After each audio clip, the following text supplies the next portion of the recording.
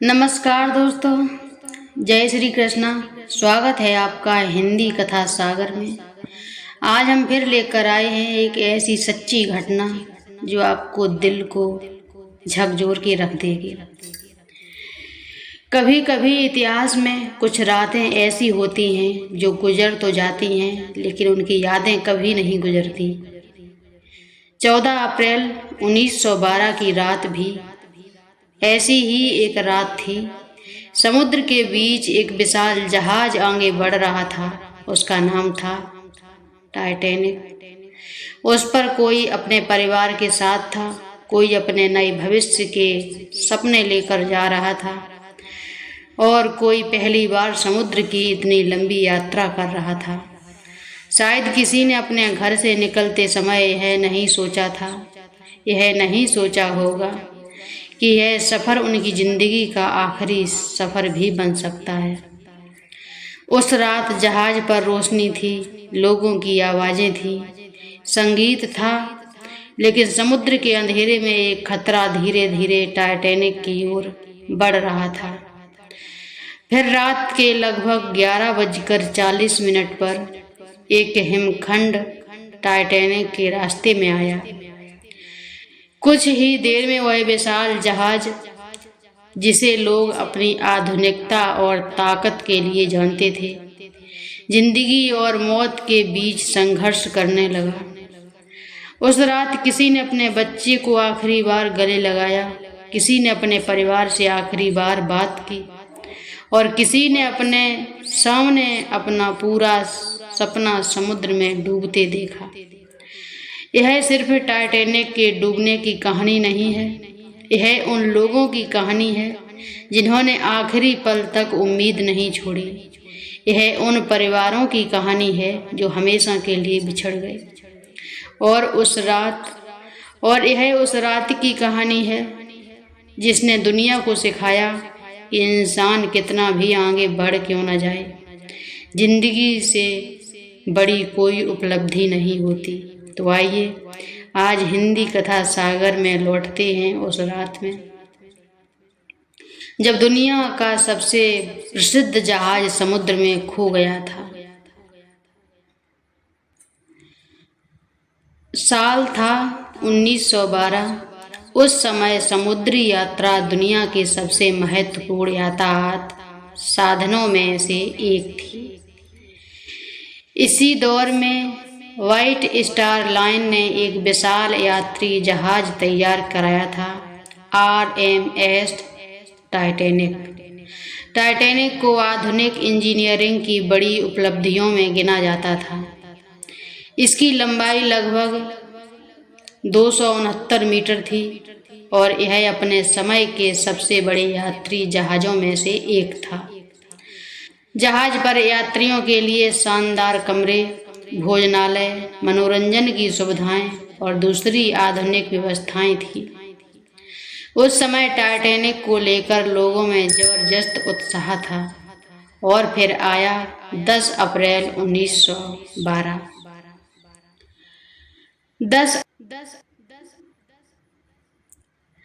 10 अप्रैल को टाइटैनिक ने इंग्लैंड से अपनी पहली यात्रा शुरू की।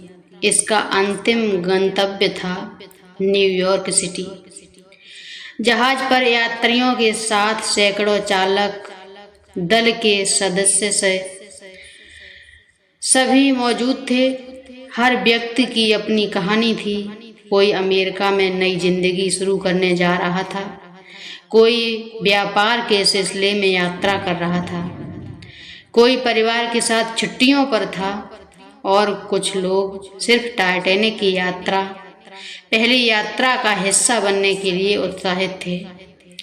किसी को अंदाजा नहीं था कि यह यात्रा इतिहास की सबसे प्रसिद्ध समुद्री घटनाओं में बदलने वाली है। समुद्र में सब कुछ सामान्य था। 11 अप्रैल, 12 अप्रैल, 13 अप्रैल और फिर 14 अप्रैल। ये 10 अप्रैल से यात्रा शुरू हुई। अब 14 अप्रैल आ चुका था। टाइटैनिक उत्तरी अटलांटिक महासागर में आगे बढ़ रहा था जहाज के अंदर जिंदगी सामान्य थी। यात्री भोजन कर रहे थे, बातचीत कर रहे थे, कुछ लोग संगीत सुन रहे थे, कई लोग अपने परिवार के साथ समय बिता रहे थे। बाहर समुद्र बेहद ठंडा था, लेकिन जहाज अपने रास्ते पर आगे बढ़ता रहा। फिर 14 अप्रैल की शाम आई और उस रात टाइटैनिक को आसपास के क्षेत्र में हिमखंडों के बारे में कई चेतावनियां मिली। 14 अप्रैल 1912 को टाइटैनिक के वायरलेस ऑपरेटरों को आसपास के समुद्री क्षेत्रों में हिमखंडों की मौजूदगी की कई सूचनाएं मिली। उत्तरी अटलांटिक के उस हिस्से में बर्फ के बड़े टुकड़े मौजूद थे। जहाज आगे बढ़ता रहा। रात बहुत अंधेरी थी। समुद्र की सतह अपेक्षाकृत शांत थी और यही स्थिति खतरे को पहचानना और कठिन बना सकती थी। जहाज के आगे नजर रखने वाले कर्मचारी लगातार समुद्र की ओर देख रहे थे। उनकी जिम्मेदारी थी कि किसी संभावित बाधा को समय रहते पहचाने। समय आने से पहले किसी बाधा अगर आए तो उसको पहचान लें, इसलिए कर्मचारी मौजूद थे। लेकिन कुछ ही देर बाद एक विशाल हिमखंड सामने आने वाला था। रात लगभग 11:40 जहाज के आगे मौजूद निगरानी दल ने अचानक एक हिमखंड देखा। तुरंत चेतावनी दी गई। जहाज को मोड़ने की कोशिश की गई, लेकिन टाइटैनिक बहुत तेज गति से आगे बढ़ रहा था और दूसरी बात यह थी कि दूरी बेहद कम थी। कुछ ही क्षणों में जहाज हिमखंड से टकरा गया। टक्कर बहुत बड़ी विस्फोट जैसी आवाज के साथ नहीं हुई, लेकिन जहाज के निचले हिस्से में गंभीर नुकसान हुआ। पानी अंदर आने लगा। शुरुआत में जहाज पर मौजूद बहुत से यात्रियों को पता भी नहीं चला कि वास्तव में हुआ क्या था, लेकिन चालक दल को जल्द ही समझ आ गया कि स्थिति बेहद गंभीर है। टाइटैनिक के डिजाइन में कई जलरोधी कंपार्टमेंट थे। इन्हें इस तरह बनाया गया था कि अगर जहाज के किसी हिस्से में पानी भर जाए तो बाकी हिस्से सुरक्षित रह सके। लेकिन हिमखंड से हुई क्षति इतनी गंभीर थी कि कई कंपार्टमेंट्स प्रभावित हुए। पानी लगातार अंदर आता रहा। इंजीनियरों ने स्थिति को संभालने की कोशिश की, लेकिन कुछ समय बाद स्पष्ट हो गया कि जहाज को बचाना असंभव नहीं होगा। ये असंभव है। अब सबसे बड़ा सवाल था, जहाज पर मौजूद लोगों को कैसे बचाया जाए। टाइटैनिक पर लाइफ बोट्स मौजूद थी, लेकिन जहाज पर मौजूद हर व्यक्ति के लिए पर्याप्त लाइफ बोट कैपेसिटी नहीं थी। यह उस रात की सबसे गंभीर समस्याओं में से एक बनी। लाइफ बोट्स को समुद्र में उतारने की तैयारी शुरू हुई, लेकिन यात्रियों में से कई लोगों को अभी भी पूरी तरह समझ नहीं आया था कि खतरा कितना बड़ा है। कुछ लोगों ने शुरुआत में जहाज छोड़ने में संकोच किया, क्योंकि उन्हें लगता था कि टाइटैनिक शायद अभी भी सुरक्षित है। लेकिन समय तेजी से बीत रहा था। जब लाइफ बोट्स तैयार की गईं तो कई स्थानों पर वुमेन एंड चिल्ड्रन फर्स्ट, मतलब कि बच्चों और महिलाओं के सिद्धांत के अनुसार यात्रियों को प्राथमिकता दी गई।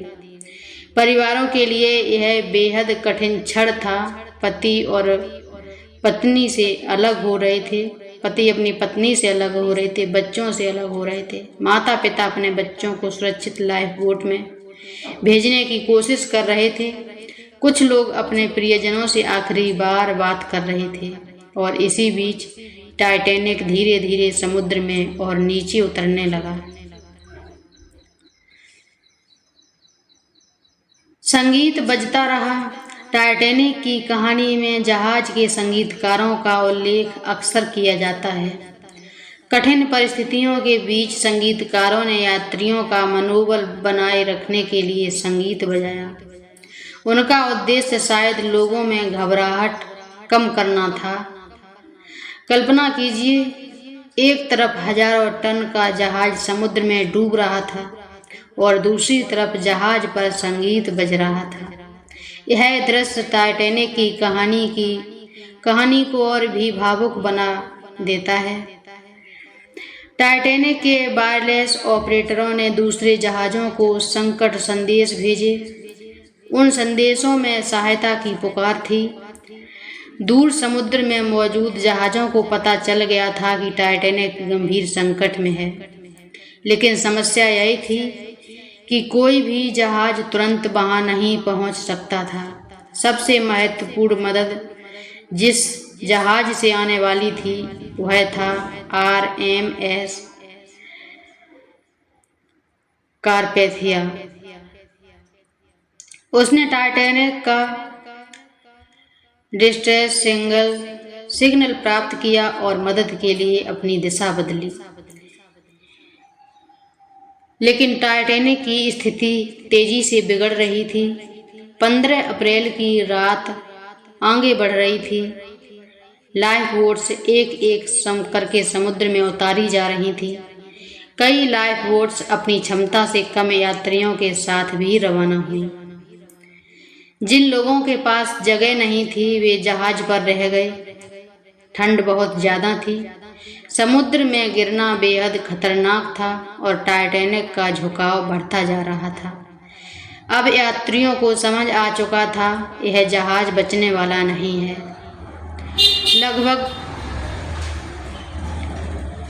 लगभग 2:20 पर सुबह 15 अप्रैल 1912 को टाइटैनिक समुद्र में पूरी तरह डूब गया। उस समय जहाज पर मौजूद लोगों के लिए वह क्षण अकल्पनीय था।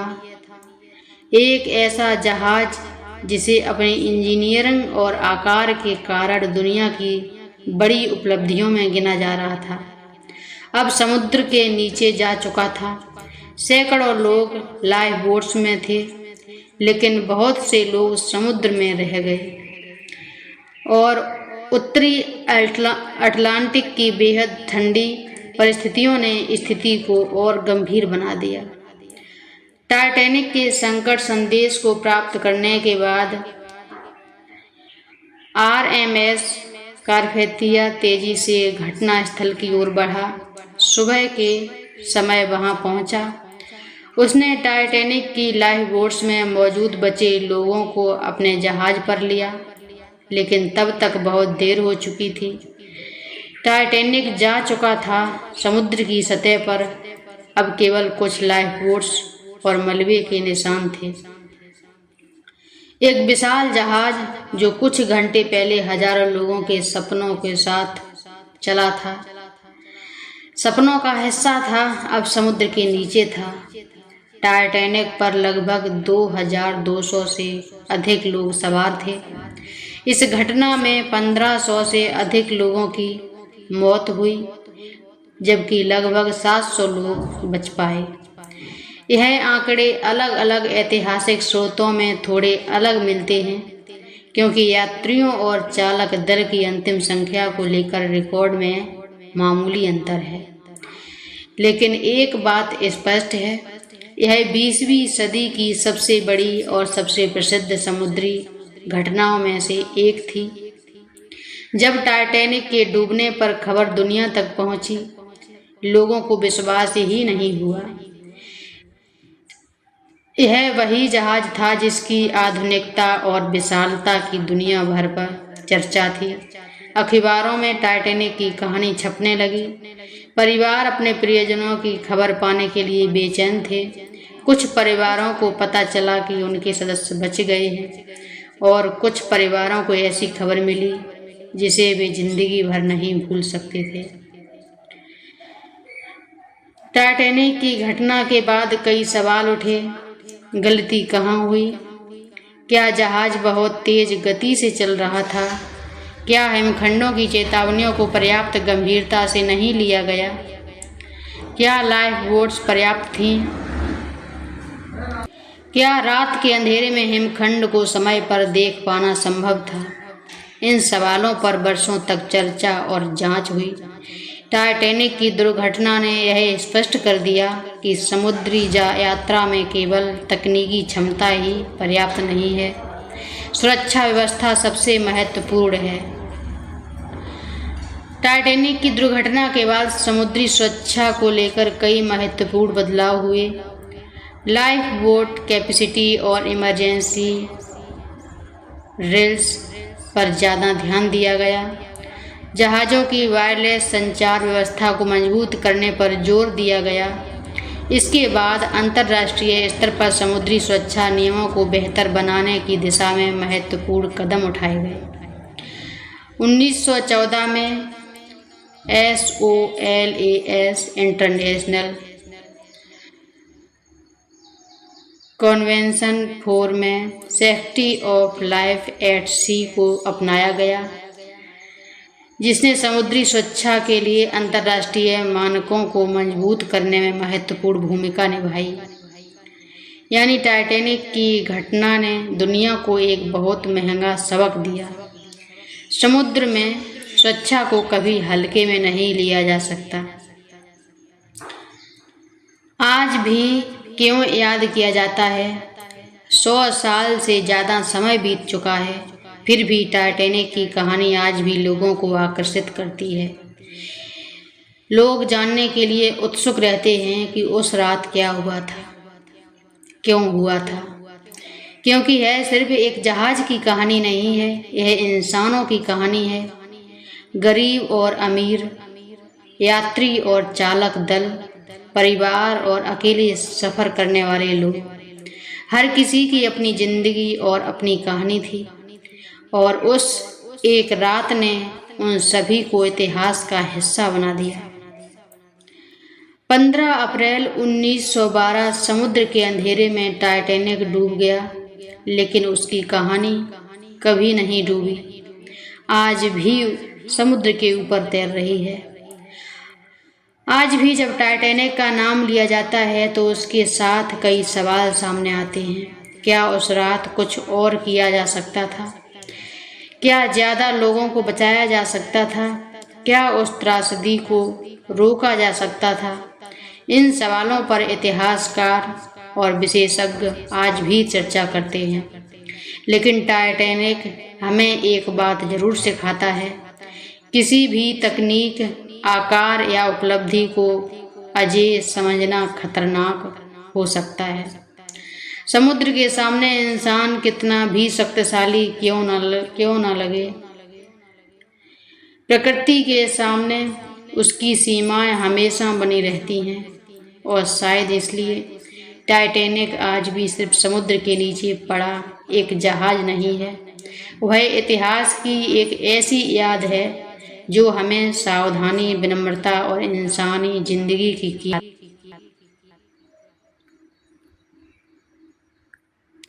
तो मेरे प्यारे दोस्तों, 15 अप्रैल 1912 की सुबह जब सूरज निकला तो समुद्र पहले जैसा ही था। लहरें उठ रही थी, हवा चल रही थी, लेकिन टाइटैनिक वहाँ नहीं था। वो हमेशा हमेशा के लिए गायब हो चुका था। समुद्र अपने भीतर एक ऐसी कहानी समेट चुका था जिसे दुनिया आने वाली सदियों तक याद रखने वाली थी। उस रात कई लोगों ने अपने सपने खो दिए, कई परिवार हमेशा के लिए अधूरे हो गए और हजारों जिंदगियों की कहानी समाप्त हो गई।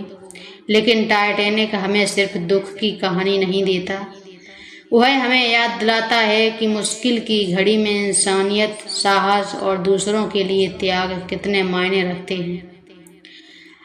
आज इतने वर्षों बाद भी जब टाइटैनिक का नाम लिया जाता है तो समुद्र के नीचे पड़ा हुआ जहाज जैसे हमसे एक सवाल करता है, अगर जिंदगी का सफ़र अचानक खत्म होने लगे तो हम अपने आखिरी पलों में क्या चुनेंगे, अपना स्वार्थ या किसी दूसरे की जिंदगी?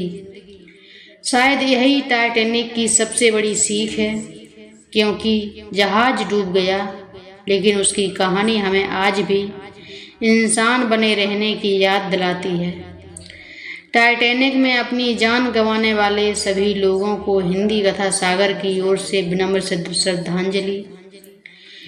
अगर इस कहानी ने आपके दिल को छुआ हो तो वीडियो को लाइक ज़रूर करें और इसे अपने दोस्तों व परिवार के साथ शेयर करें। और इतिहास की ऐसी ही सच्ची, भावुक और अनसुनी कहानियों के लिए हिंदी कथा सागर को सब्सक्राइब जरूर करें। कमेंट में लिखिए, कुछ कहानियाँ खत्म होकर भी कभी खत्म नहीं होती। मैं फिर मिलूँगी एक और सच्ची कहानी के साथ। तब तक अपना ख्याल रखिए, अपनों की कदर कीजिए, क्योंकि ज़िंदगी का अगला पल हमारे हाथ में नहीं, पता नहीं कब क्या हो। धन्यवाद। जय हिंद।